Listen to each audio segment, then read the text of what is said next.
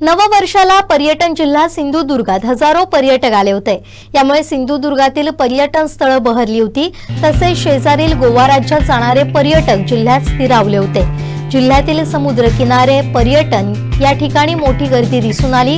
हजारो पर्यटक 31st नववर्षाचा आनंद घेण्यासाठी कोकणात आले।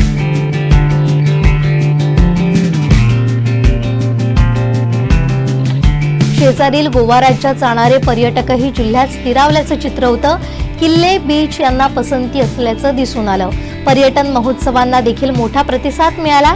यामुळे जिल्हाभरातील हॉटेल्स निवासी हाऊसफुल झाली होती।